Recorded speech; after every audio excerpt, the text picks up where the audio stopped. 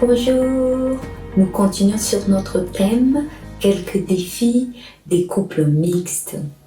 Aujourd'hui, nous allons voir les défis à l'intérieur du foyer de ce couple.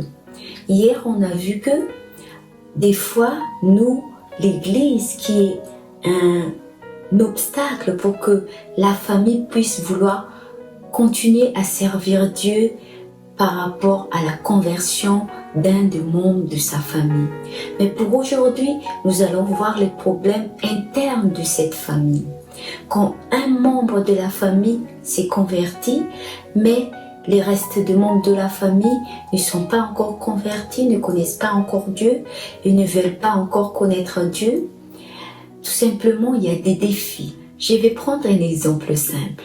Un athée qui s'est marié avec un membre de l'église adventiste.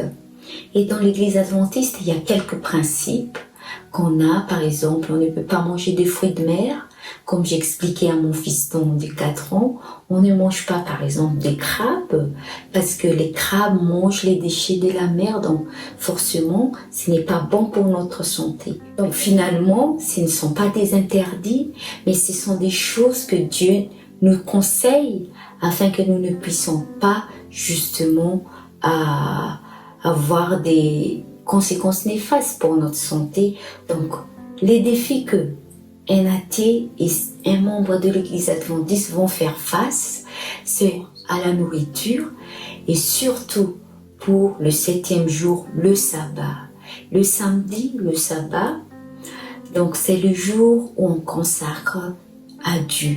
C'est le jour où on passe plus de temps à adorer notre Dieu et à lui rendre gloire de tout ce qu'il a fait dans notre vie. Donc, forcément, on ne va pas passer le temps à regarder un film à la télé, on ne va pas aller au magasin pour s'acheter des choses, mais on va consacrer ce jour du sabbat au Seigneur. Donc c'est un défi si le mari ou la femme qui est un membre de l'église adventiste et l'autre est athée. Parce que trouver une entente par rapport à cela, peut-être pour l'autre c'est une logique de le faire, mais pour l'autre c'est un nouveau départ, c'est un apprenti qu'il ne comprend pas pour l'instant. Et après, ça peut donner des conflits dans les couples. Et même s'il y a les enfants en plus dans le foyer, les enfants peut-être va avoir cette tendance à vouloir peut-être regarder la télé ou aussi arranger tout simplement leur chambre, faire du grand ménage. Donc oui, c'est un défi pour un couple mixte de pratiquer sa foi, de pratiquer sa croyance dans son foyer.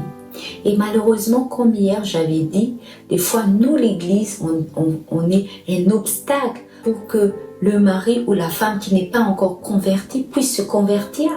Parce que si dans l'église, ils ne se sentent pas à l'aise, ils voient une autre image qui ne va pas leur plaire. Donc du coup, ils vont dire à leur femme ou à leur mari qui est déjà converti, comment ça se fait que tu as abandonné ta vie d'avant pour pouvoir être avec une communauté comme ça? Ça peut être déjà un défi de plus encore pour ce couple qui vit constamment dans un défi dans leur foyer.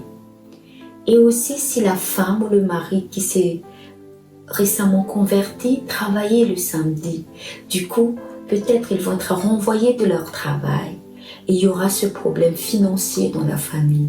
C'est un autre défi qu'ils doivent faire face, que le couple puisse trouver une entente, sinon ça peut causer des conséquences néfastes dans leur couple et surtout dans leur famille. Qu'est-ce que donc la Bible nous conseille par rapport à cette situation? J'aimerais directement vous partager la promesse d'aujourd'hui qui se trouve dans Philippiens chapitre 4 verset 8. Au reste, frères, que tout ce qui est vrai, tout ce qui est honorable, tout ce qui est juste, tout ce qui est pur, tout ce qui est aimable, tout ce qui mérite l'approbation, ce qui est vertueux et digne de louange, soit l'objet de vos pensées.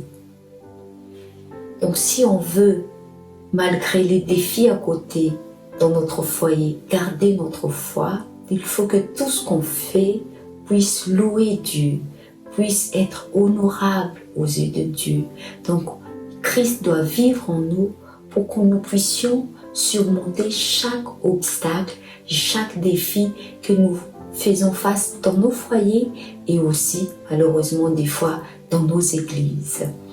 Ma prière pour nous aujourd'hui, chers couples qui est dans ces défis, c'est que vous puissiez trouver cette entente entre vous, trouver un juste milieu pour que la croyance et l'autre principe de vie ne puissent pas briser votre couple, que vous puissiez avancer malgré ces défis et ayez beaucoup de sagesse et de communication pour avancer. La meilleure sagesse qui existe, c'est la sagesse qui vient de Dieu et non notre intelligence ou nos diplômes.